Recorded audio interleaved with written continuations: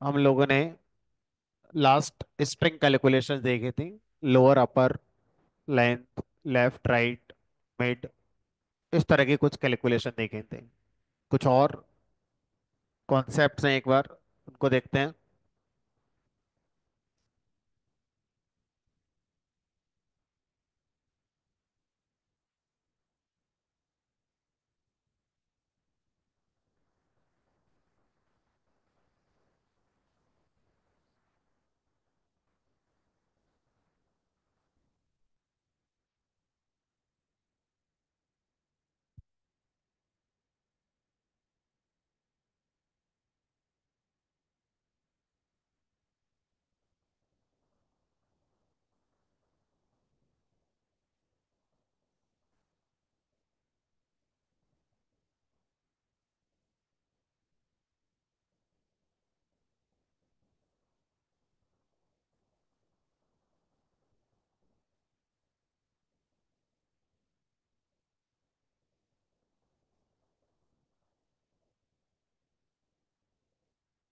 चलो,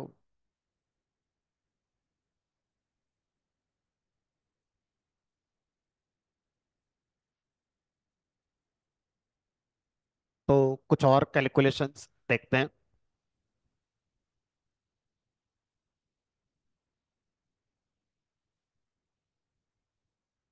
तो नया कॉलम बना लिया।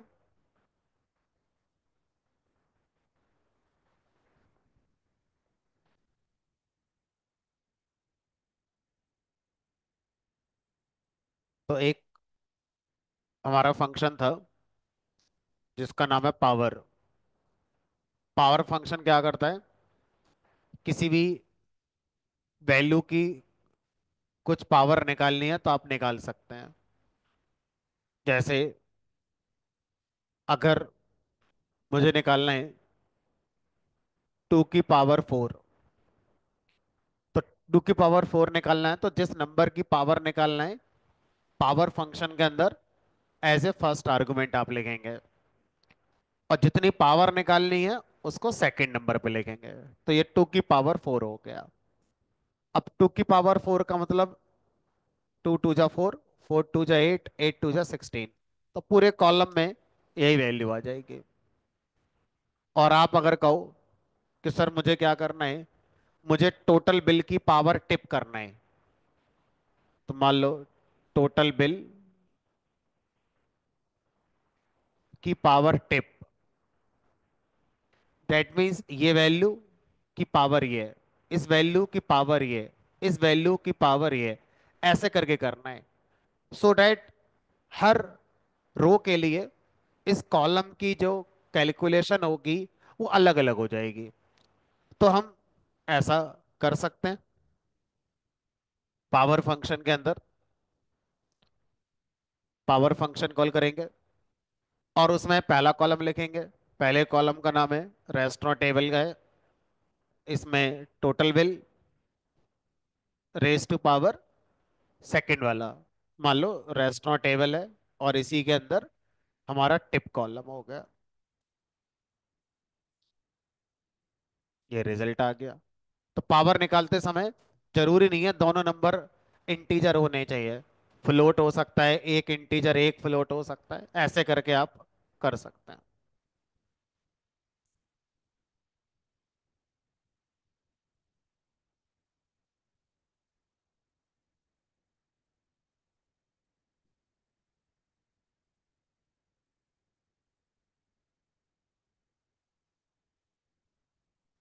अब डिवाइड मैंने आपको पढ़ाया था। किसी भी नंबर को किसी नंबर से डिवाइड हम करना चाहें तो कर सकते हैं। ठीक है, तो मान लीजिए मैंने यहाँ पे क्या करा, 10 को डिवाइड करा 5 से, तो सिंपल आंसर 2 आ जाएगा हमारा। ठीक है, लेकिन अगर मान लो मैं यहाँ पर 10 का डिवाइड 0 से करता हूँ, तो क्या रिजल्ट आएगा? इन्फिनिटी शायद मैथमेटिक्स में होता है, किसी भी नंबर को 0 से डिवाइड करें तो इन्फिनिटी आपका यहाँ पर ये आ जाता है। ठीक है। और अगर जीरो को किसी नंबर से डिवाइड करें, zero divide by zero one, zero Ekam zero है। चलो, गणित को तो नहीं पता इसका आंसर क्या है, देखते हैं पावर वीआई क्या इसका आंसर निकालता है। तो पावर वीआई का हमें भी नहीं पता। N A N, N A N का मतलब है नॉट ए नंबर। तो आप ये थोड़ी कह सकते हो कि टू डिवाइड बाई टू तो टू बन जा वन, तो जीरो डिवाइड बाई जीरो तो जीरो एकम जीरो। ये नहीं होता भाई, ना मैथमेटिकली और ना ही पावर बीआई ने सपोर्ट करा है। तो इसका मतलब क्या है, इसका मतलब है नॉट डिफाइंड। गणित वाले अभी खोज कर रहे हैं कि इसका आंसर क्या आएगा, अभी तक इसका आंसर नहीं पता। तो ऐसे मैथमेटिकल ऑपरेशन जिनका आंसर मैथमेटिक्स में भी नहीं है, सोचो, क्या आप ऐसे कह सकते हो इनफाइनाइट माइनस इनफाइनाइट लिख दो जीरो? क्या इनफाइनाइट में से इनफाइनाइट माइनस करने पे जीरो आएगा? फिर भी नॉट डिफाइंड, गणित कोई नहीं पता अभी। क्या इनफाइनाइट का डिवाइड इनफाइनाइट से करने पे एक आ जाएगा? चलो सर, समझ में आ गई बात। तो ऐसी कैलकुलेशन अगर कभी आपसे हो जाती है, तो उसके लिए पावर बीआई के अंदर एक वैल्यू है एन ए एन, जिसका साउंड है not a number, not a number. मतलब ये जो रिजल्ट है, ये अभी तक डिफाइन नहीं है, पता नहीं क्या होगा। ठीक है। अब अगर ऊपर वाली संख्या जीरो नहीं है और नीचे वाली संख्या जीरो है, तो इनफाइनाइट आएगा। गणित को भी ये पता है और पावर बीआई को ये बात पता है। अब डिवाइड करने के लिए एक तरीका तो ये हो गया, ठीक है। डिवाइड करने का एक तरीका और है कि डिवाइड नाम का फंक्शन ही होता है।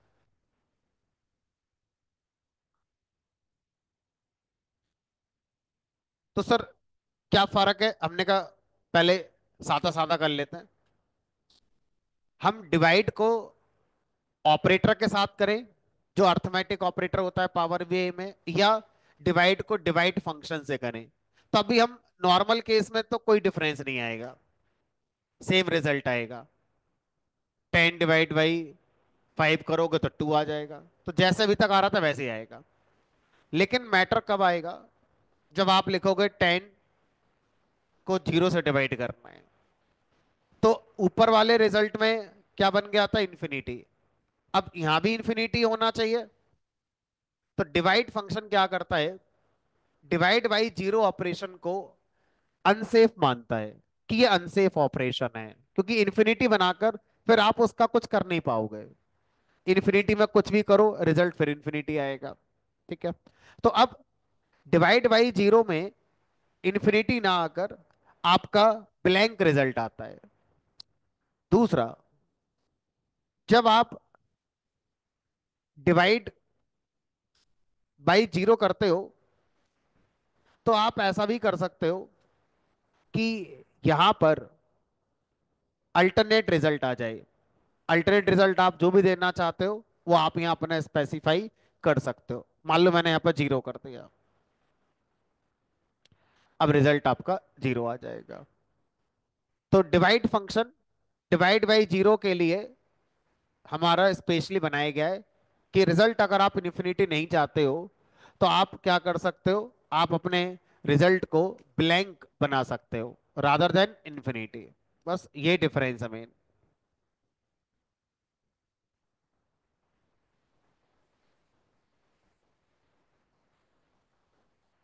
एक और फंक्शन देखो, राउंड।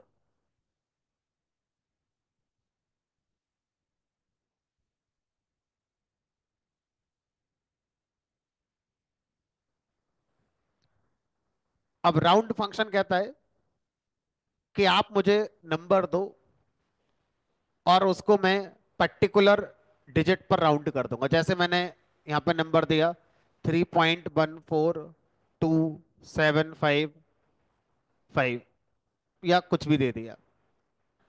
अब मैं इस नंबर को राउंड करना चाहता हूं डेसिमल के 2 प्लेसेस पर, कॉमा लगाकर 2, 3.14 आ गया।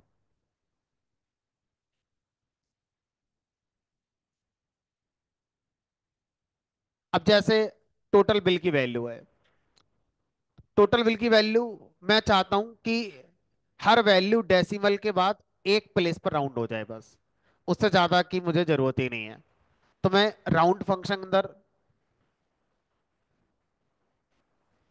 अपना कॉलम पास करूंगा, टोटल बिल, और यहां पर डेसिमल प्लेसेस जो मुझे चाहिए। तो हर वैल्यू राउंड होकर हमारी यहां पर आ गई। अब देखो 16.9, 16.9 को इसने 17 बना दिया, 23.68 23.7 कर दिया, 8.7 8.8 कर दिया। तो इस तरह से राउंड करके ही आपको दिखा रहा है।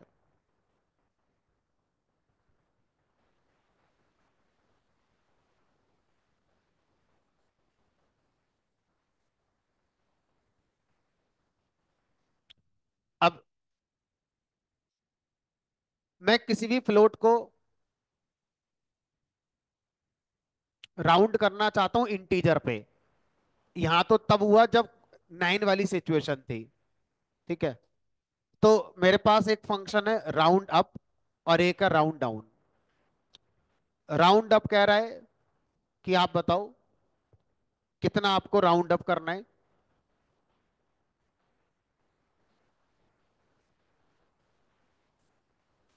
राउंड से number up away from 0।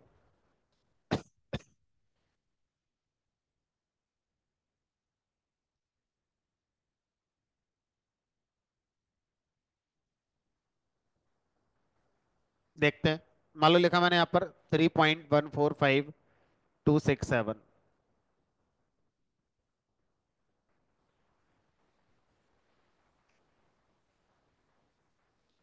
Comma लगाकर मान लो मैंने यहाँ पे 2 लिखा। देखते हैं राउंड और राउंड अप में क्या डिफरेंस आता है।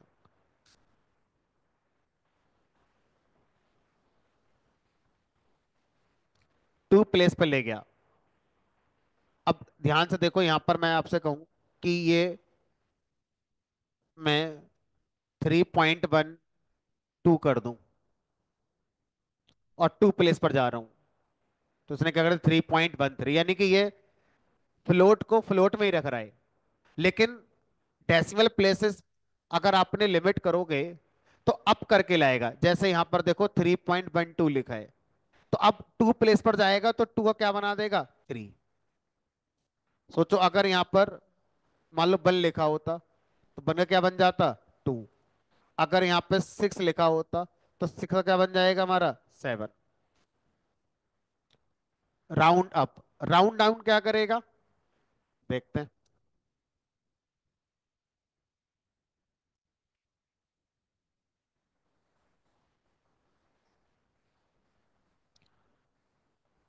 सेम नंबर लिख देते हैं।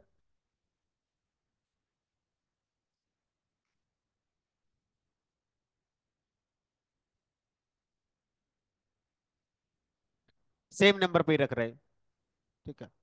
टुवर्ड्स 0, 0 की तरफ लेके जा रहा है, ठीक है।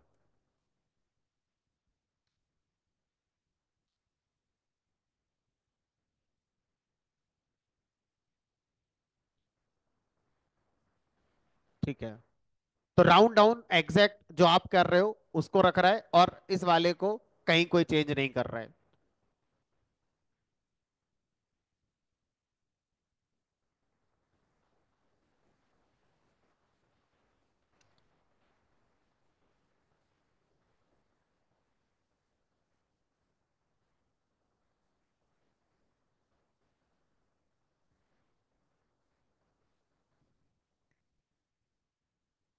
चलो अब इस वाली टेबल पर आ जाओ,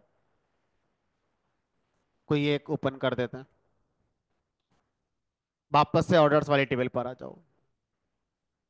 अब कुछ कॉलम की कैलकुलेशन हम करते हैं डेट से रिलेटेड। कुछ फंक्शंस हैं जो डेट फॉर्मेट, दो डेट के बीच का डिफरेंस निकालना, ऐसा कुछ करने वाला काम करते हैं। ठीक है। तो ऑर्डर सिविल पर आ गए और न्यू कॉलम पे क्लिक करा। क्या चाहते हो? हमने कहा सबसे पहले ऑर्डर डेट को फॉर्मेट कर दो हमारे हिसाब से। जैसे मेरे में लिखा है फ्राइडे 17 जुलाई 2020। अब मैं इसको अपने अकॉर्डिंग फॉर्मेट करना चाहता हूं। मैं इसमें से सिर्फ डेट निकालना चाहता हूं। मुझे डे नहीं चाहिए, मुझे ईयर नहीं चाहिए, या मुझे इसमें से सिर्फ ईयर चाहिए, बाकी कुछ नहीं चाहिए। है ना? तो कई बार मुझे ईयर वाइज डेटा दिखाना है अपनी रिपोर्ट में, तो मुझे डेट में से सिर्फ ईयर अगर कभी निकालना पड़ गया तो कैसे निकालेंगे? ठीक है। तो हमारे पास डेट को फॉर्मेट करने के लिए फॉर्मेट नाम का एक फंक्शन है। फॉर्मेट फंक्शन कह रहा है कि मैं आपकी डेट को भी फॉर्मेट कर सकता हूं, कोई करेंसी है उसको भी फॉर्मेट कर सकता हूं, कोई स्ट्रिंग है उसको भी फॉर्मेट कर सकता हूं। तो फिलहाल हम इसको डेट फॉर्मेट करने के लिए यूज कर रहे हैं।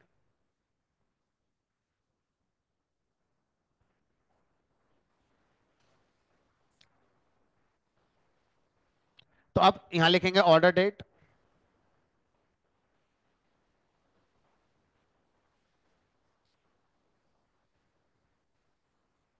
कॉमा। अब आपको बताना है यहां पर कि इस डेट को कैसे फॉर्मेट करना है। तो फॉर्मेट लिखने के लिए हम सेकंड नंबर पे स्ट्रिंग पास करते हैं, और उस स्ट्रिंग के अंदर कुछ स्पेसिफिक कैरेक्टर्स हैं फॉर्मेट के यूज करते हैं, जैसे डी। जब मैं डेट को फॉर्मेट करने के लिए डी फॉर्मेट यूज करूंगा,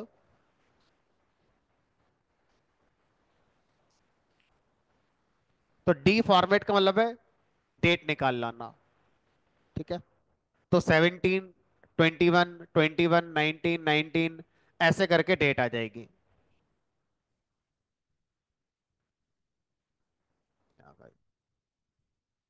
लेकिन अगर आप ध्यान से देखो तो यहां पर वो डेट जो सिंगल डिजिट में थी, जैसे 3 4 5 1 2 8 9, तो वो सिंगल डिजिट में ही निकल कर आएंगी। और हम चाहते हैं सर डेट हमेशा डबल डिजिट में आए। अगर वो डबल डिजिट में है फिर तो कोई दिक्कत ही नहीं है। अगर वो सिंगल डिजिट की डेट है तो उसके पहले जीरो लग जाए, लेकिन आए डबल डिजिट में ही। है ना? तो अगर आप डेट को हमेशा डबल डिजिट में एक्सट्रैक्ट करना चाहते हैं,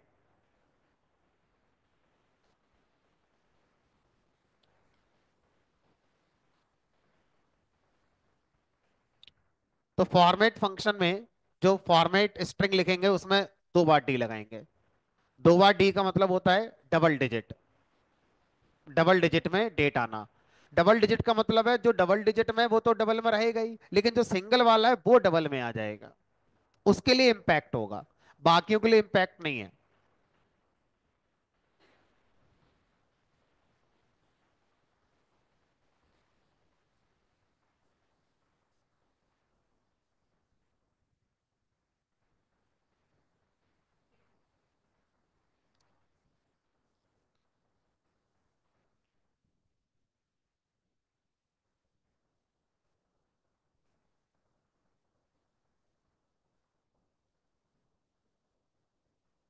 कॉलम का नाम कॉलम टू ना करके चलो थोड़ा मीनिंगफुल कर देते हैं, डेट फॉर्मेट, जिससे अंदाजा हो जाएगा कि हमने क्या पढ़ा इस कॉलम में।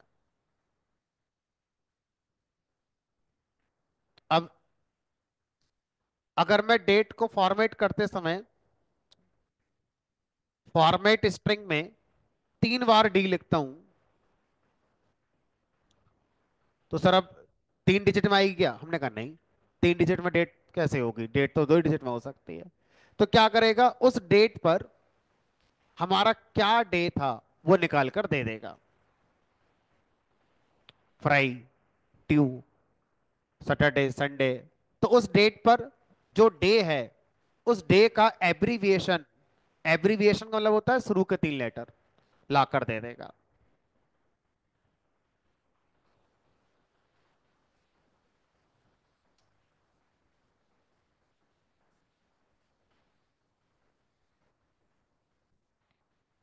अगर आप फॉर्मेट स्ट्रिंग में 4D लगा देते हैं तो डे का नेम फुल आएगा, डे का फुल नेम आएगा। जैसे फ्राई लिखा है, FRI, तो पूरा लिखा रहेगा फ्राइडे, ट्यूसडे, ऐसे करके।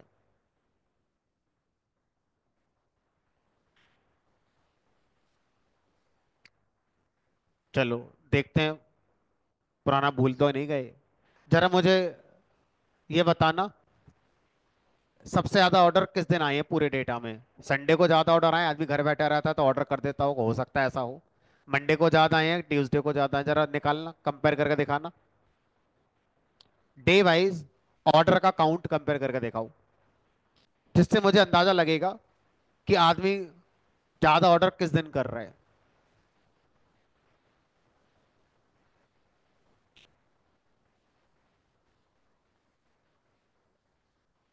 रिपोर्ट व्यू में जाके,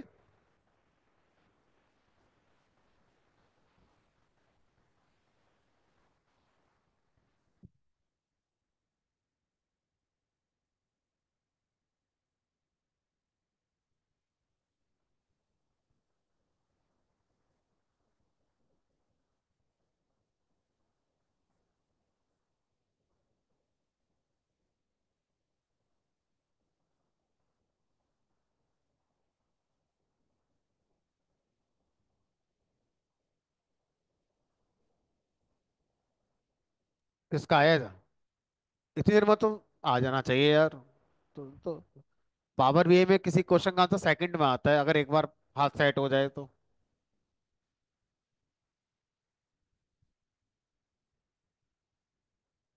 कौन सा विजुअल बनाया है ये?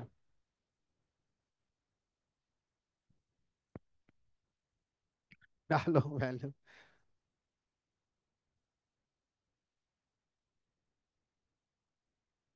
तो नया कॉलम बनाने की क्या जरूरत है? पहले जो डेट कॉलम बन गया है इसी का रिपोर्ट विजुअल बना के दिखाओ ना। मुझे ये पता करना है कि किस दिन ज्यादा ऑर्डर आए हैं, रिपोर्ट व्यू में पता करेंगे ना। किस दिन आए, आए किसी का नहीं? सैटरडे को कितने हैं?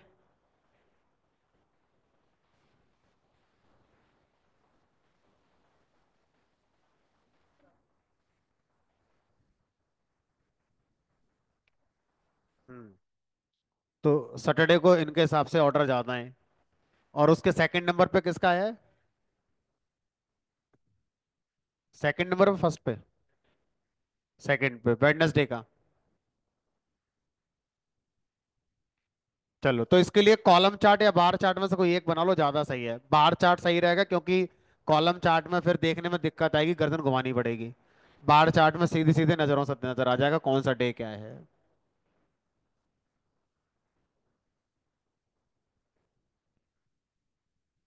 बार चार्ट बनाओ, बार चार्ट पे अभी जो कॉलम बनाया है उस कॉलम को डालो, और ऑर्डर आईडी का काउंट या इसी कॉलम का काउंट उठा कर डाल दो वाई पे। या जो भी आप बार चार्ट बना रहे हो उसके हिसाब से देख लेना कहाँ पे क्या डालना है।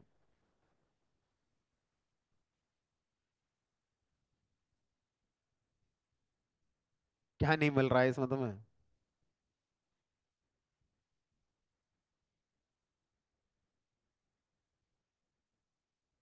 चलो ठीक है।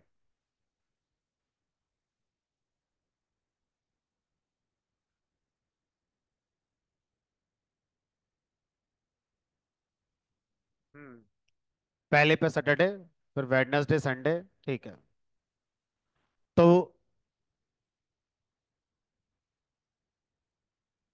फटाफट देखो, ये बना दिया बार चार्ट, और ये आ गया अभी लास्ट वाला कॉलम, डेट फॉर्मेट ABCD, ये रहा। और चाहे इसी का काउंट डाल दो, और चाहो तो ऑर्डर आईडी का काउंट डाल दो, एक ही बात है।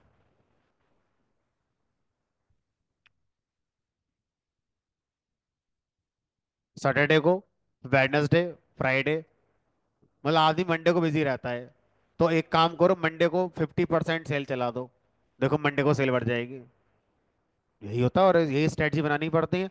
जहाँ बिजनेस नहीं हो रहा है जिस दिन, उस दिन सेल लगा दो, आदमी काम छोड़ के आ जाएगा कि सेल आने वाली है।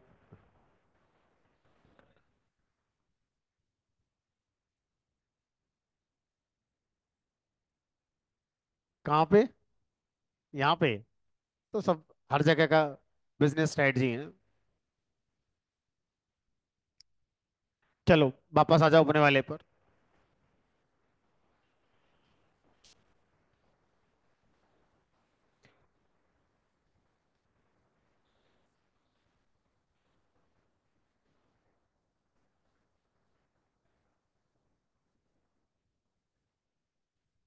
अब अगर मैं डेट में से सिर्फ मंथ को एक्सट्रैक्ट करना चाहता हूँ, तो मंथ का फॉर्मेट स्ट्रिंग में एम लिखेंगे। एम माने मंथ।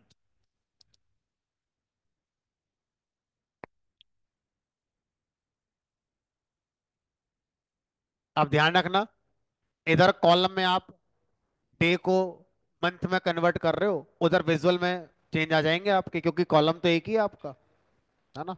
तो हम तैयार हैं, उसके लिए कोई दिक्कत नहीं है।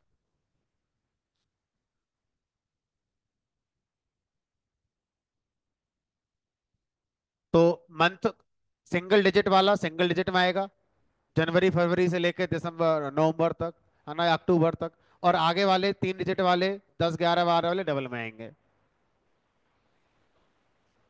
तो आप बहुत ज्यादा बोलने की जरूरत नहीं है। अगर मुझे हर मंथ डबल डिजिट में चाहिए तो क्या करना होगा? Double M. ठीक है।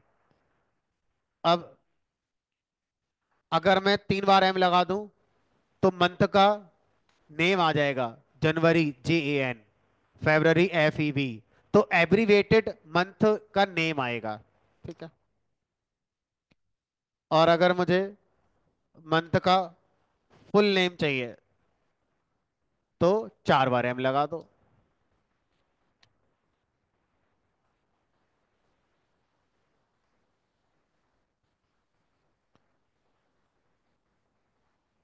ईयर चाहिए 2 डिजिट में, तो कम से कम ईयर 2 डिजिट में तो लेके ही आओ, है ना? 2021, 21 का 21 ले आओ, 22 ले आओ, 23 ले आओ।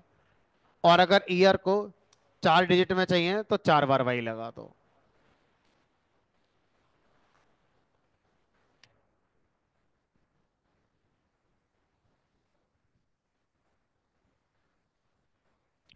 अब सर सबको मिक्स करके यूज कर सकते हैं? हमने कहा सबको मिक्स करके भी यूज कर सकते हो।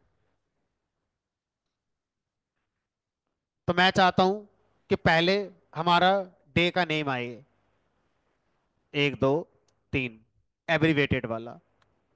फिर हम चाहते हैं कॉमा आए, फिर डेट आए, DD। फिर हम चाहते हैं डैश आए, और मंथ का फुल नेम आए, 1 2 3 4। फिर डैश आए। हम चाहते हैं ईयर आए 4 वाला, 1 2 3 4। चलो, अपने हिसाब से अब आप अपना डेट को कस्टमाइज करके पूरी तरह से ला सकते हैं।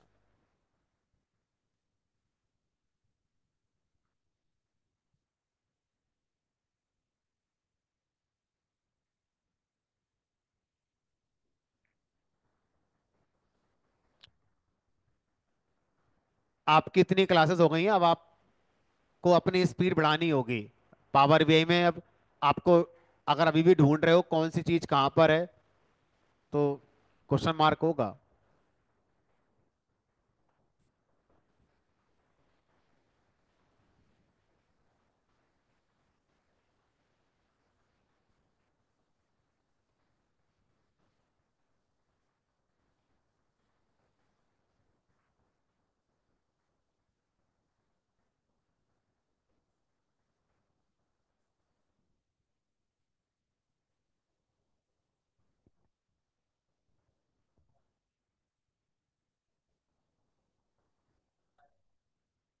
टाइम कॉलम में होगा तो उसका भी निकल आएगा।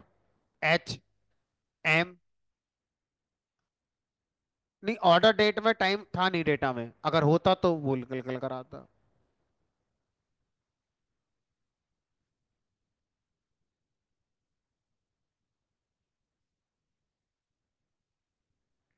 तो ट्रांजैक्शन डेटा जो बैंक वाला होगा उसमें टाइम भी हो गई। ठीक है। चलो, अब तो मान के चलते हैं कि आपका ये फॉर्मेट वाला हो ही गया होगा।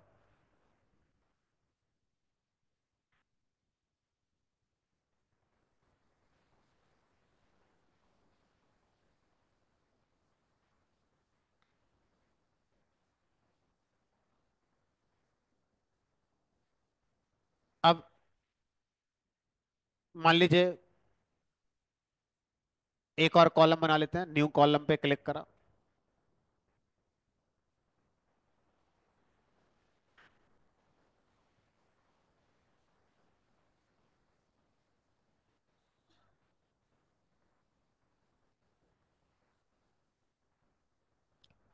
मुझे क्या करना है, ये कहा गया कि ये सारे ऑर्डर मान लो आज के आए हैं, मान लो ये कॉलम था ही नहीं, और मुझसे कहा गया सारे ऑर्डर आज ही मिले हैं। अब इसको आगे जब किसी को दोगे तो पहले सारे ऑर्डर में आज की डेट डाल दो, ऐसा मान के चलते हैं।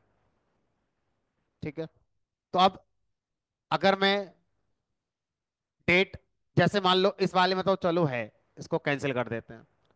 इस वाले रेस्टोरेंट वाले डेटा में आओ।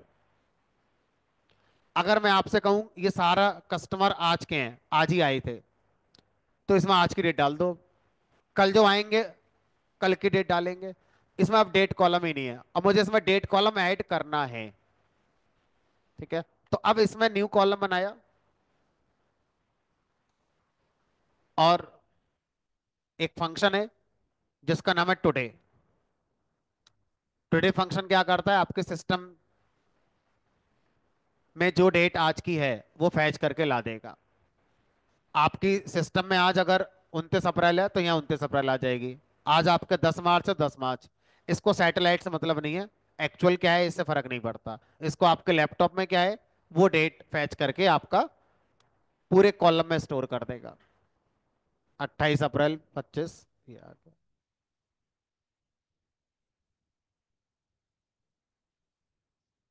इस वाले में आपका टाइम भी आएगा।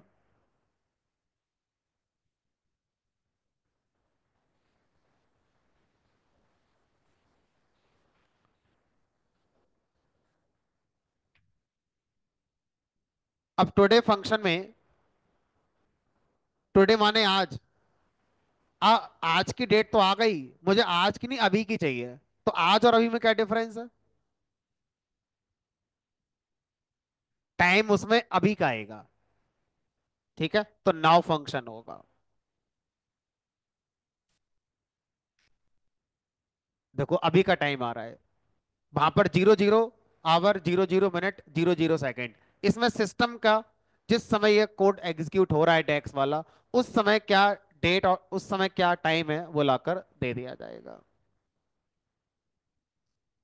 तो टुडे और नाउ ये दो फंक्शन है जो आपके सिस्टम की डेट को फैच करके आप किसी कॉलम में स्टोर करना चाहते हैं तो कर सकते हैं। कई बार हमें इसकी जरूरत पड़ जाती है।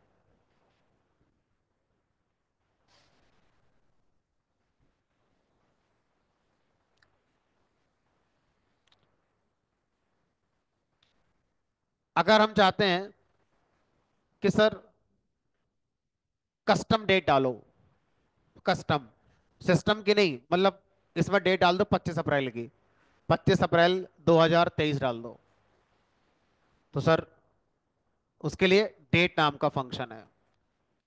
अब डेट फंक्शन कह रहा है लाओ मुझे तीनों बातें बता दो, ईयर, मंथ और डे। पहले ईयर बताना है, जो आप देना चाहें वो दे सकते हैं। फिर मंथ बताना है, फिर आप अपना डे बता दो। ये लो।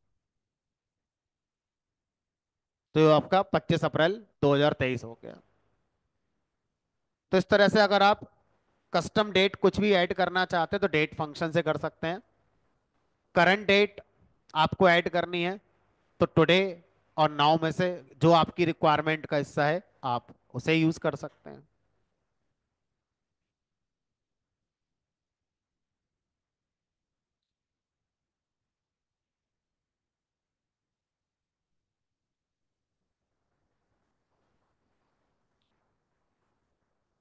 ईयर नाम का फंक्शन है, अगर आप किसी डेट में से ईयर निकालना चाहते हैं तो आप डेट में से ईयर निकाल सकते हैं। जैसे मैंने यहाँ पर डेट मान लो लिख दी, 10/5/2025, तो ईयर निकाल लाया। अच्छा सर, इसको ये बताने की जरूरत नहीं है कि ईयर कहाँ पर लिखा था। हमने कहा चलो ट्राई मारते हैं। इस बार मैंने ईयर पहले लिख दिया, 2030 ईयर। फिर मान लो मैंने मंथ लिख दिया, मंथ 12, और फिर तारीख लिख दी मान लो 20।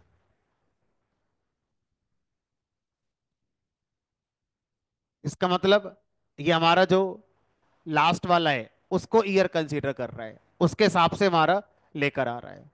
तो यानी कि आपको ईयर फंक्शन जब यूज करना है तो इसमें जो डेट आप डाल रहे हो इसमें M M, sorry, D D M M by by, इस फॉर्मेट का यूज आपको करना है।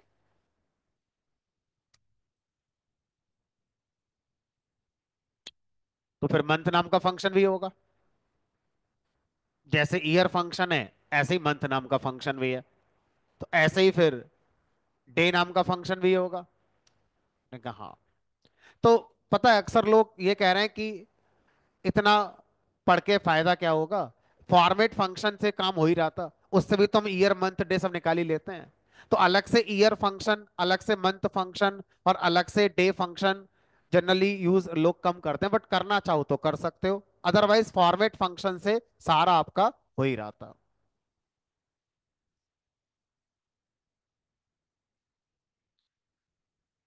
ईयर में अगर आप डेट पास कर रहे हो तो दो तरह से पास कर सकते हो। या तो एज ए स्ट्रिंग पास कर सकते हो, और अगर आप एज ए स्ट्रिंग पास नहीं कर रहे हो तो जो आपका डेट है आप उसको एज इट इज पास कर सकते हो। इस वाले में तो नहीं हो पाएगा। दूसरे वाले में जो ऑर्डर्स टेबल है उसमें जाओगे तो उसमें हो जाएगा, क्योंकि ऑर्डर्स टेबल में एक्चुअल डेट कॉलम है, उस एक्चुअल डेट कॉलम से भी आप निकाल सकते हो। क्या मैं कहना चाह रहा हूँ, पहले इस कॉलम का नाम, मान लो मैंने इसका नाम कर दिया माई डेट।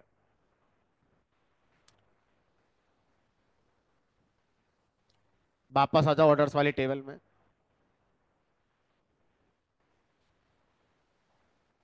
अब जैसे ये फंक्शन था डेट फॉर्मेट वाला,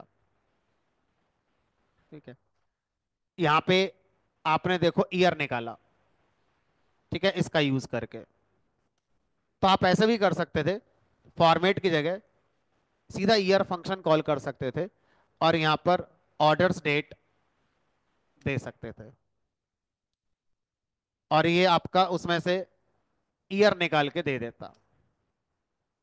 यहाँ आ गया। लेकिन इसको आप ये इंस्ट्रक्ट नहीं कर सकते कि ईयर 2 डिजिट में देना है कि 4 डिजिट में देना है, ये 4 में ही देगा। और हम इस तरह से जब निकाल रहे हैं तो हमारे हाथ में कंट्रोल है कि हम 2 डिजिट में ईयर निकालें या 4 में निकालें। ऐसे ही हमारे पास मंथ नाम का फंक्शन है। मंथ फंक्शन हमेशा इंटीजर में लाकर देगा, लेकिन अगर मैं फॉर्मेट से मंथ निकाल रहा हूं तो मेरे हाथ में कंट्रोल है कि मैं मंथ डिजिट में निकालूं, मैं मंथ का एब्रीवेटेड नेम यूज करूं, मैं मंथ का फुल नेम यूज करूं। ठीक है।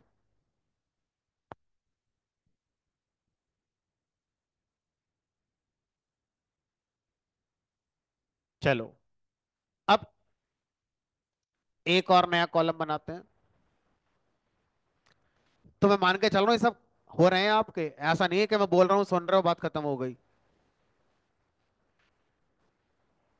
तो अपना पूरा फोकस रखना है, भटक जाओगे तो निकल जाओगे, है ना।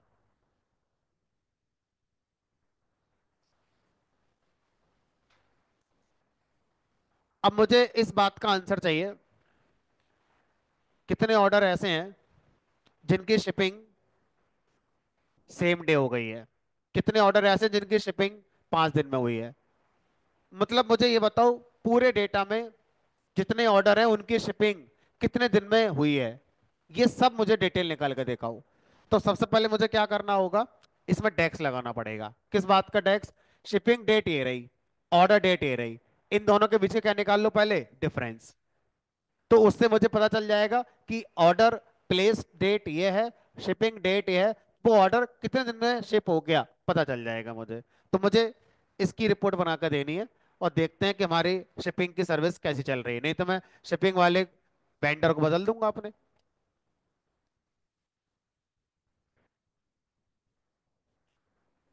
यहाँ पे लिख दिया मैंने, शिप डेज नाम से कॉलम बना दिया। तो अब दो डेट कॉलम के बीच में अगर आप डिफरेंस निकालना चाहते हैं, तो उसके लिए जो कॉलम की कैलकुलेशन होगी, उसमें एक फंक्शन का इस्तेमाल करेंगे। सिंपल माइनस नहीं लगाना है, पहली वैल्यू माइनस दूसरी वैल्यू नहीं, वो तो इंटीजर और फ्लोट में चलेगा। डेट के साथ माइनस से डिफरेंस नहीं आएगा।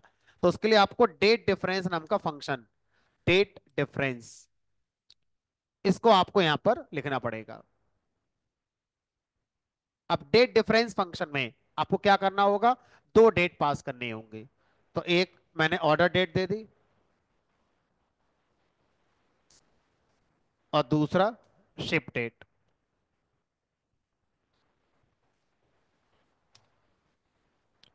कॉमा लगा के। तीसरे नंबर पर आपको बताना है डिफरेंस को दिन में देखना चाहते हो, साल में देखना चाहते हो, महीनों में देखना चाहते हो, मिनट में, आवर में, सेकंड में, इंटरवल। तो हम डेज में देखना चाहेंगे। तो डे जो तीसरा आर्गुमेंट है, इट इज कीवर्ड ऑफ डेक्स। इसको स्ट्रिंग में नहीं लिखना है, डायरेक्ट DAY आप ऐसे लिखेंगे। तो ये डिफरेंस निकाल कर हमें यहां पर दे देगा। तो ऑटोमेटिकली इन दोनों के बीच का डिफरेंस निकालने के लिए this date minus this date करेगा। ठीक है, अपने आप second date minus first date करता है। अब जो मेरा क्वेश्चन था जरा बताना, कितने ऑर्डर ऐसे हैं जिनका शिपिंग 5 दिन में हुआ है, कितने ऑर्डर ऐसे हैं जिनका शिपिंग 4 में हुआ है। सबको कंपेयर करके दिखा दो। और जब भी मुझे कुछ कंपेयर करने को कहा जाए, कॉलम चार्ट बार चार्ट अपना चलता है।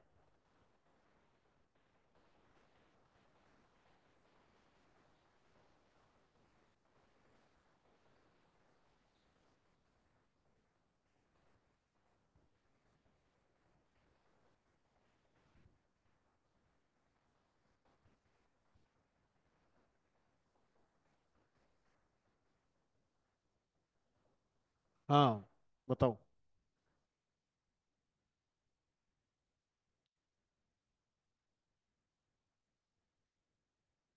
क्या नहीं दिखा रहा?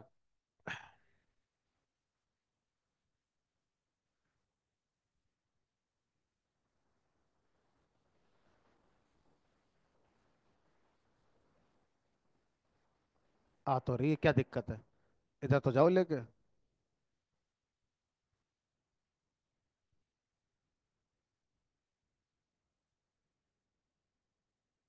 हाँ जी।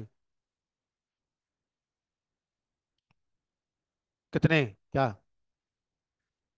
मैक्सिमम बताओ पहले। मैक्सिमम शिपिंग डेज क्या निकल कर आया? शिपिंग डे मैक्सिमम जैसे 5 है, 4 है, 3 है। तो क्या ऐसा भी कोई ऑर्डर था जिसको 10 दिन लगे, 15 दिन लगे, 20 दिन लगे? हैं? कितने?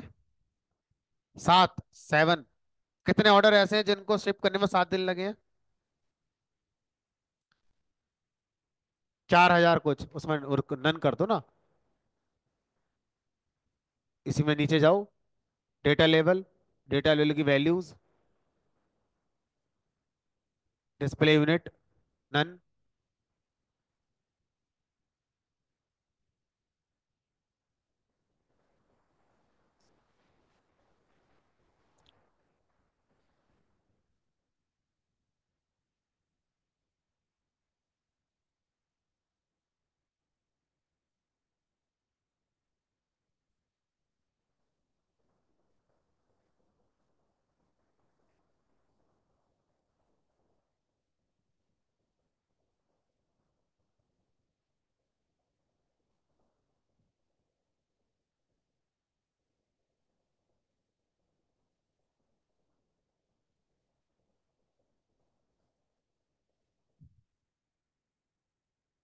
कितने? 2,000? 2,000 तो नहीं है, 7 वाले।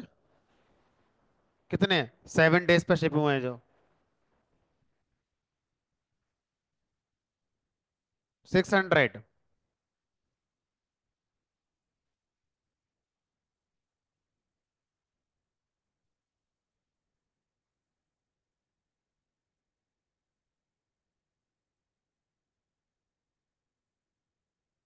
अरे हो तो गया, इधर स्क्रॉल करो ना। ये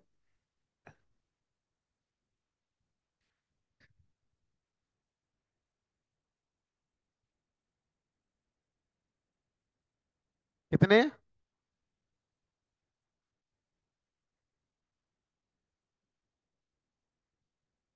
अच्छा। हाँ, चलो ठीक है। अब देखो किसका क्या आया।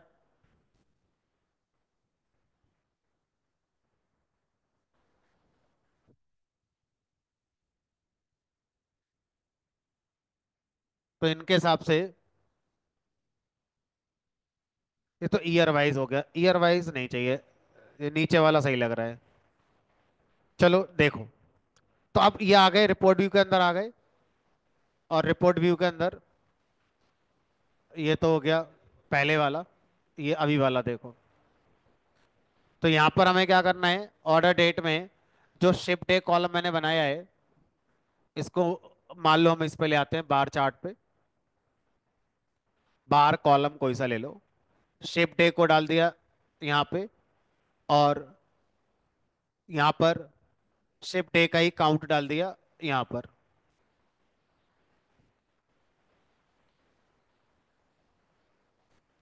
ठीक है। और डेटा लेवल ऑन कर दिया।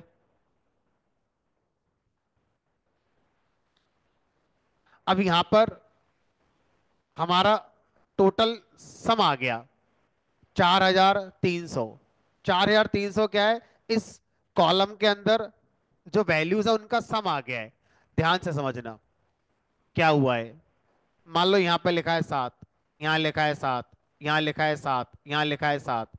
तो अब आपके हिसाब से कितने ऑर्डर ऐसे हैं जिनकी शिपिंग 7 डेज में हुई है? 4। इसने पता क्या करा, 7 + 7 + 7 + 7 कितना दिखाया हुआ इसने? 28। तो यहाँ पर जो आ रहा है वो ये आ रहा है। तो अब मुझे इसे किस में कन्वर्ट करना है? काउंट में।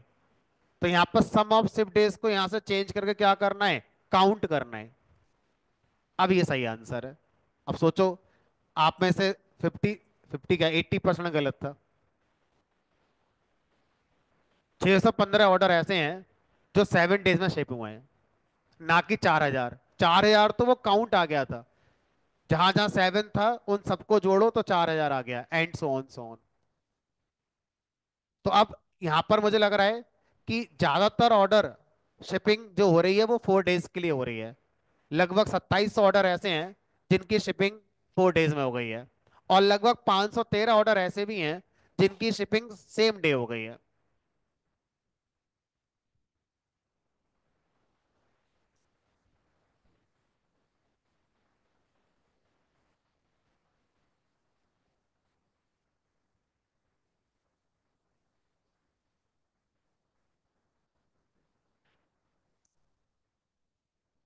चलो ठीक है, आगे बढ़ते हैं अब। तो ऐसा इसलिए हुआ, ये जो कॉलम था आपका, ये न्यूमेरिक कॉलम है। और न्यूमेरिक कॉलम को जब भी ड्रैग करते हो उसका सम पकड़ लेता है वो। अब हमें इसका सम नहीं चाहिए, हमें तो इसका काउंट चाहिए था, है ना, हर वैल्यू का काउंट चाहिए था। तो इसीलिए यहां पर उसने क्या करा, बाय डिफॉल्ट सम ले लिया। तो इस कॉलम की बजाय अगर आप ऑर्डर आईडी को ड्रैग करते तो पहली बार में आपका सही आ जाता। ठीक है। चलो, तो अब डेट डिफरेंस नाम से एक हमारा फंक्शन हो गया, जो हमारा क्या करता है, दो कॉलम के बीच, दो डेट कॉलम के बीच में डिफरेंस निकालने वाला काम करता है। कॉलम कैलकुलेशन हमने लगभग लगभग अपनी यहाँ पर सीख लिया है कि कॉलम कैलकुलेशन हमारी क्या होती है। थोड़े बहुत अभी और भी रह गए हैं कॉलम कैलकुलेशन के कॉन्सेप्ट, तो अब थोड़ा दोबारा आके पढ़ेंगे। तो अभी हम चलते हैं टेबल कैलकुलेशन की तरफ, कि मुझे क्या करना है। मुझे टेबल नई बनानी है। जो अभी ऑर्डर्स टेबल है, इस ऑर्डर्स टेबल के साथ मैं नहीं जानना चाहता, क्योंकि इसमें बहुत सारे कॉलम है। मुझे बस 4 कॉलम दे दो, सेल्स, प्रॉफिट, कैटेगरी, सब कैटेगरी और रीजन, डेट्स इट। इन्हीं पांच से हम अपनी ठीक ठाक सी रिपोर्ट बना लेंगे। इतने सारे कॉलम को हम भीड़ में देख रहे हैं तो थोड़ा कंफ्यूजन हो रहा है। अब जैसे यहाँ पर ऐसे है, तो अब हम कह रहे हैं हमारा आ ही नहीं रहा है। तो हमें क्यों, क्योंकि स्क्रॉल करना पड़ रहा है। इधर जाके जब स्क्रॉल करा तब पता चला अच्छा ये सही लिखा हुआ है। तो हम चाहते हैं इसलिए एक नई टेबल बना दो, उस नई टेबल के अंदर सिलेक्टेड कॉलम आ जाए। अब यहाँ पे जाएंगे, टेबल टूल्स के अंदर, न्यू टेबल। इस बार हम कैलकुलेशन करेंगे टेबल बनाने के लिए। तो अब कॉलम बनाने की कैलकुलेशन का एक अच्छा एक्सपीरियंस हो गया। आई एम नॉट सेइंग कि हमने जितने भी फंक्शन है पावर बीआई डेक्स के कॉलम बनाने के सारे पढ़ लिए, बट काफी पढ़ लिए। इतने से अंदाजा हो गया, डेट से रिलेटेड पढ़ लिया, स्ट्रिंग से रिलेटेड पढ़ लिया, न्यूमेरिक से रिलेटेड पढ़ लिए, काफी फंक्शन हमने जनरली पढ़ लिए। अब आ जाओ टेबल बनाने वाले।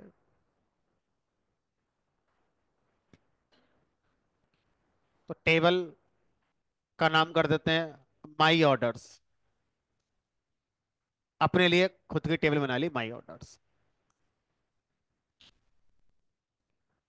अब अगर आप एग्जिस्टिंग टेबल से कॉलम को सेलेक्ट करके इस नई टेबल में लाना चाहते हैं, तो ध्यान रखना इस नाम से नया कॉलम नहीं बनेगा, इस नाम से नई टेबल बन गई। कैसे पता चला? क्योंकि मैंने यहां पे क्लिक करा था। अब ये जो फार्मूला बार है ये नई टेबल बनाने के लिए हमारा काम कर रहा है। तो चाहे टेबल बनाओ चाहे कॉलम बनाओ, फार्मूला बार यही रहेगा हमारा। ठीक है। अब ये माई ऑर्डर टेबल हो गई। फंक्शन का नाम है select columns. Select columns function में आपको बताना है किस टेबल के कॉलम को सेलेक्ट आप करना चाहते हैं अपनी माई ऑर्डर्स नाम की टेबल में। हम ऑर्डर्स नाम की टेबल के कॉलम को लाना चाहते हैं। तो पहले नंबर पे हम पास करते हैं अपनी एग्जिस्टिंग टेबल का नाम। सिर्फ टेबल का नाम लिखेंगे, ऑर्डर्स। ठीक है। अब आप ये बताओ, एक इमेजिनेशन लेके चलते हैं ब्रेन में कि सर हम अपनी नई टेबल बना रहे हैं और इसका नाम माई ऑर्डर्स हम रख रहे हैं। अब बताओ पहले कॉलम का नाम क्या चाहते हो? तो हमने कहा हम चाहते हैं इसका नाम कर दो माई कैटेगरी। अब इस माई कैटेगरी नाम का जो कॉलम बनेगा, इसमें वैल्यू कहां से आएंगी? हमने कहा जो ऑर्डर्स टेबल में कैटेगरी कॉलम है उसकी वैल्यू यहां पे कॉपी कर दो। ठीक है। अब select column function second number पर हमसे पूछ रहा है अपनी टेबल जो आप बनाने जा रहे हो इसके पहले कॉलम का नाम क्या रखोगे? नाम बताओ। तो नाम रखना पड़ेगा, हमने कहा। और हम चाहे वही नाम आ जाए तो नेम सेम लिख दो, है ना? तो आपको नाम बताना पड़ेगा, चाहे सेम बताओ चाहे दूसरा बताओ, वो आपकी मर्जी है। ये पहले कॉलम का नाम हो गया। अब कॉमा लगा के इसके बाद बताओगे इस वाले कॉलम में वैल्यू कहां से आएंगी, उस कॉलम का, एग्जिस्टिंग टेबल के उस कॉलम का नाम। तो ऑर्डर्स टेबल के कैटेगरी कॉलम से वैल्यू आएंगी। अब आप उस ऑर्डर्स टेबल के कैटेगरी कॉलम को आप जब फैच कर रहे हो तो आप उसमें कोई अपर, लोअर, मिड, लेफ्ट कुछ और करना चाहो तो यहां पे कर सकते हो अपना। हमने कहा नहीं, इतने से ही काम हो जाएगा। ठीक है। अब बताओ दूसरा कॉलम अपनी टेबल में किस नाम से बनाना चाहते हो? हमने कहा बना दो, इसका नाम कर दो माई सेल, और इसमें सेल्स कॉलम की वैल्यू आ जाए। तो लिख दो कॉलम का नाम फिर माई सेल्स, और इसमें वैल्यू कहां से आए? ऑर्डर्स के सेल्स कॉलम से आ जाए।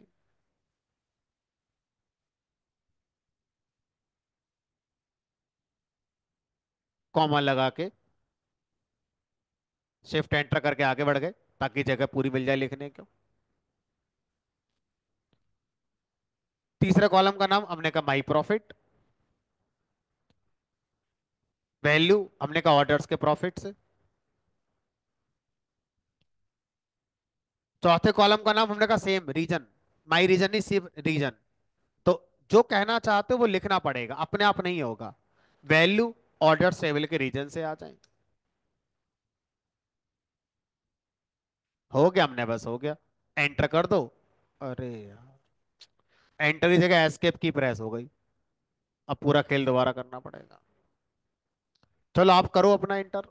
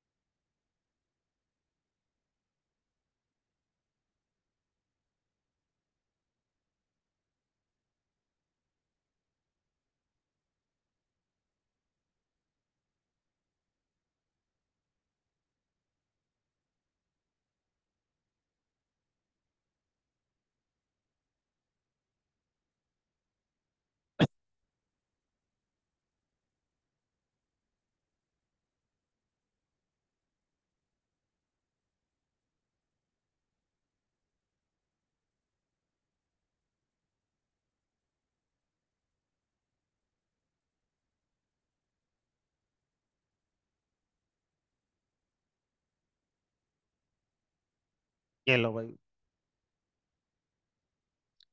ये आ गई इस नाम की टेबल ऑफ माय ऑर्डर्स। और सर अगर मैं इस टेबल को सेव करना चाहूँ एक्सेल फाइल में, तो यहाँ पे जाओ, टेबल जो नई बनी है, तीन डॉट पे जाओ माउस लेकर, और यहाँ पे कॉपी टेबल। फिर एक्सेल अपना ओपन करो, पेस्ट कर दो।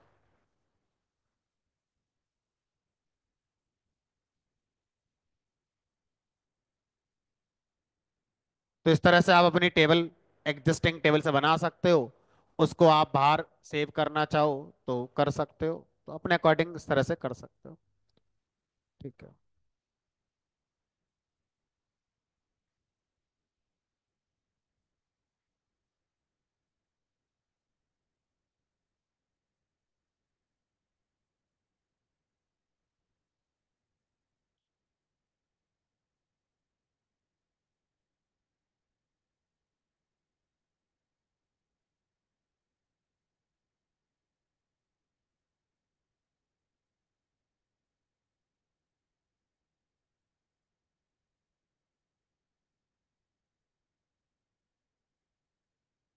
चलो अब आगे देखो, एक और टेबल की कैलकुलेशन।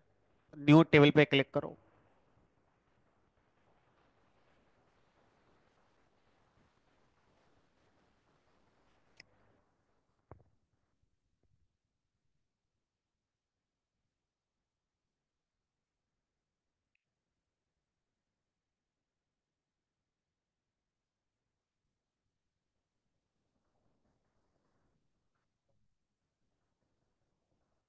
और एक और फंक्शन है जिसका नाम है ऐड कॉलम्स। एक था सेलेक्ट कॉलम्स। सेलेक्ट कॉलम्स का काम होता है टेबल में से कुछ कॉलम को लेकर नई टेबल बनाना। ऐड कॉलम्स का काम होता है एग्जिस्टिंग टेबल में जितने कॉलम हैं उतने तो होंगे ही, प्लस कितने और ऐड करना चाहते हो कर सकते हो। जैसे हमने टैक्स कॉलम को उसी में ऐड कर दिया, मैं चाहता हूं टैक्स कॉलम उसमें ऐड मत करो, उस टेबल की कॉपी बनाओ और उस कॉपी के अंदर नया कॉलम टैक्स ऐड करो। तो ऐसा कुछ करने के लिए ऐड कॉलम्स का यूज करते हैं। तो यहां पर मान लो मैंने कर दिया टेबल का नाम ऑर्डर्स। तो ऐड कॉलम्स फंक्शन क्या करेगा, जिस टेबल का नाम मैंने लिखा है इस टेबल की कॉपी बनाकर तैयार कर लेगा। अब मान लो इसका नाम कर दिया मैंने ऑर्डर्स न्यू, किसी भी नाम से कर लो।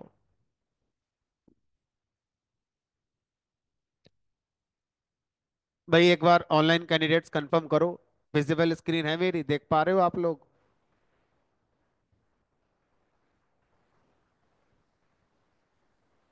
मेरा ऑडियो, मेरी स्क्रीन विजिबल है आप लोगों के लिए?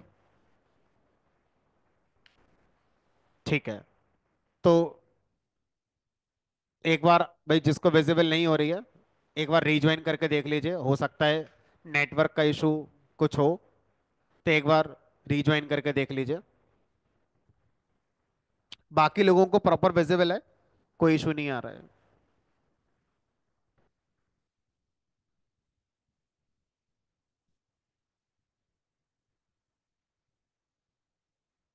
चलो, तो अब कॉमा लगाकर अब बताओ नया कॉलम का नाम क्या देना है।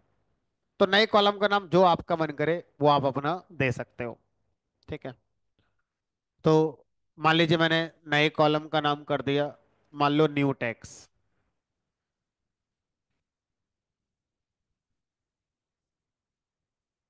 कॉलम का नाम स्ट्रिंग में देंगे। अब इस कॉलम के अंदर जो वैल्यू आएगी उसका कैलकुलेशन बताओ। तो हमने कहा जो सेल्स कॉलम है उस सेल्स पर सीधा सीधा 5% का लगा दो ना। सेल्स कॉलम पर 5% का टैक्स लगकर हमारा नया कॉलम बन जाएगा। तो सारे column as it is copy हो गए। लास्ट में एक नया कॉलम आ गया, new tax.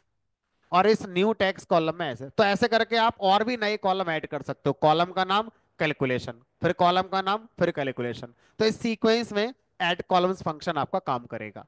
First argument table का नाम जिसको कॉपी करवा रहे हो, उसके बाद नई टेबल जो बनेगी उसके कॉलम का नाम, उसकी कैलकुलेशन। फिर इसी ऑर्डर में आप जितने चाहें उतने नए कॉलम और उनकी कैलकुलेशन डिफाइन कर सकते हैं।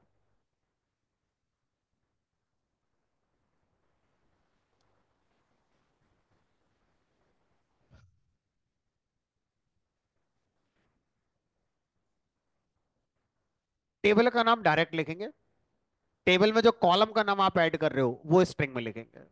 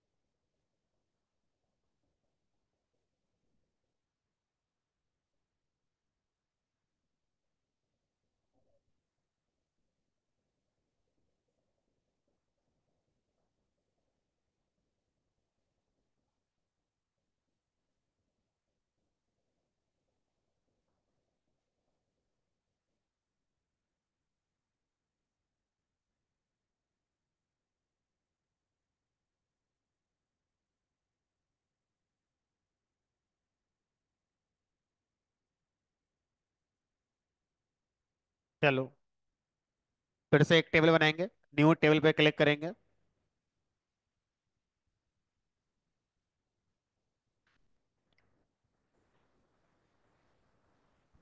अब मान लीजिए मुझे क्या करना है, अपनी टेबल को, ऑर्डर्स वाली टेबल को फिल्टर करके देखना है। किस तरह से आप फिल्टर करना चाहते हैं। मैं चाहता हूं कि भाई फर्नीचर में हमने ऑब्जर्व किया है कि थोड़ा नुकसान ज्यादा हो रहा है, प्रॉफिट है नहीं ज्यादा, है ना। तो फर्नीचर का सारा डेटा एक तरफ कर दो, मतलब फर्नीचर के ऑर्डर जितने भी हैं बस उन्हें ही दिखाओ। हम उसी पे थोड़ा सा और ड्रिल करके और अंदर देखना चाहते हैं कि फर्नीचर में क्या हो रहा है। तो सारा डेटा मत दिखाओ, 10,000 रोज हैं, 10,000 ऑर्डर से मत दिखाओ। सिर्फ वो ऑर्डर दिखाओ जो फर्नीचर से बिलोंग करते हैं।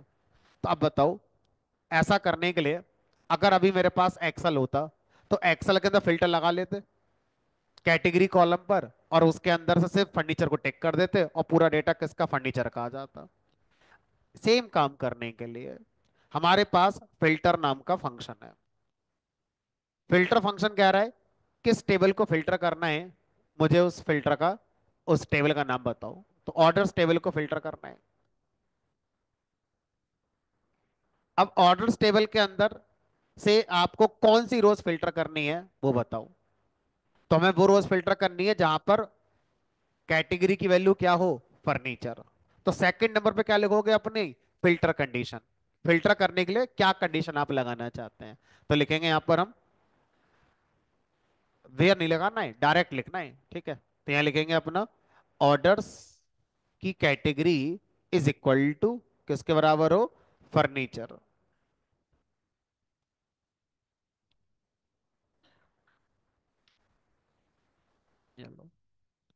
तो अराउंड 2000 ऑर्डर आए ऐसे, जो हमारा किससे बिलोंग करते हैं, फर्नीचर कैटेगरी से बिलोंग करते हैं।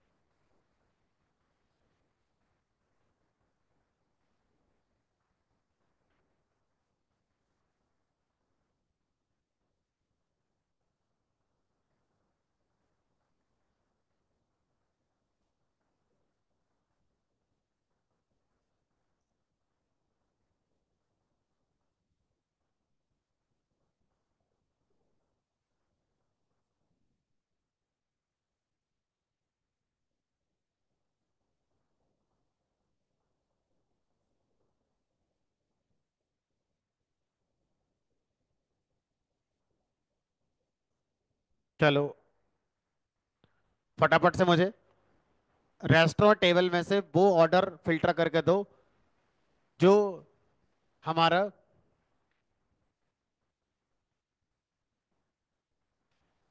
बिल वैल्यू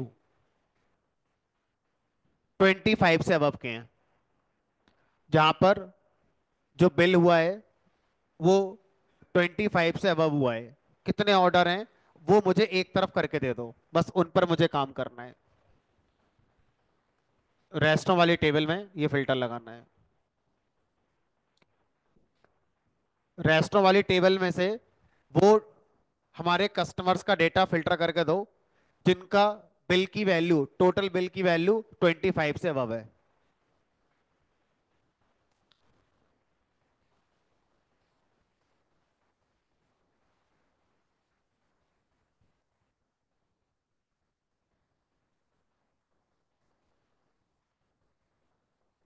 हुआ?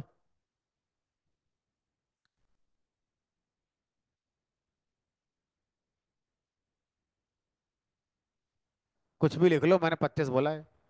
आप कुछ, ग्रेटर देन 25। चलो भाई, तो फिर से न्यू टेबल बनाएंगे और यहाँ पे लिखेंगे फिल्टर। फिल्टर के अंदर रेस्टोरेंट टेबल को फिल्टर करना है।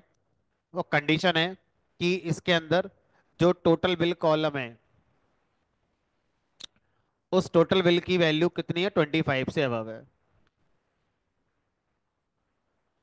अब मैं आपसे कहूं कि 25 से बिल की वैल्यू अबव है, ये तो हुई हो, और साथ में वो हमारा वीकेंड पर आए हो, वीकेंड पर आए हो, तो वीकेंड का मतलब क्या है,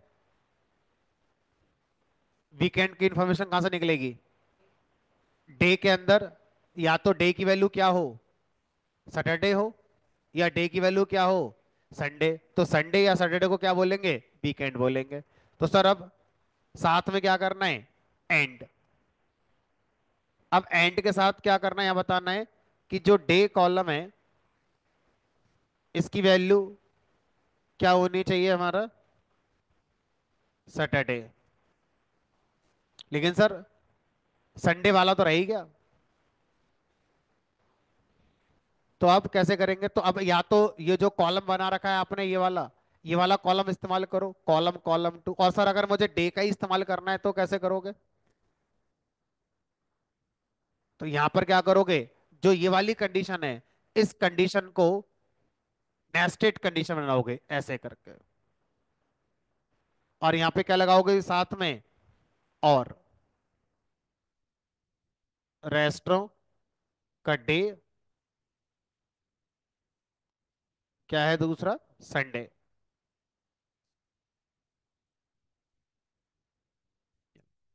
तो अब पहली कंडीशन है ये ट्रू होनी चाहिए, एंड इनमें से कोई भी एक ट्रू हो। ठीक है, अब देखो, डे में या तो सैटरडे होगा या संडे होगा। तो इस तरह से थोड़ा कॉम्प्लेक्स फिल्ट्रेशन भी आपको आना चाहिए, एंड लगा के और लगा के। ठीक है,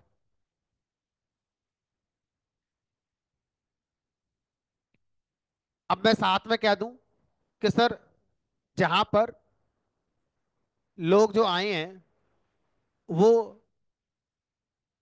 मैं जेंडर वाइज सिर्फ मेल हूं, तो साथ में ये भी लगाना है, तो एक एंड और लगाएंगे। और क्या लिखेंगे? Gender is equal to mail.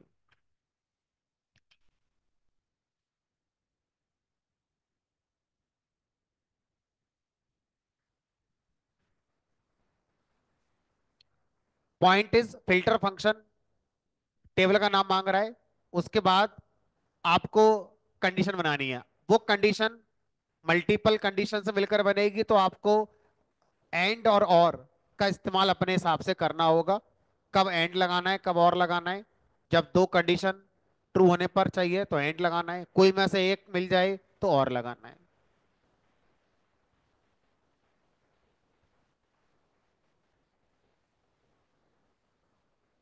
चलो, फिलहाल आज के लिए इतना, कल मिलेंगे।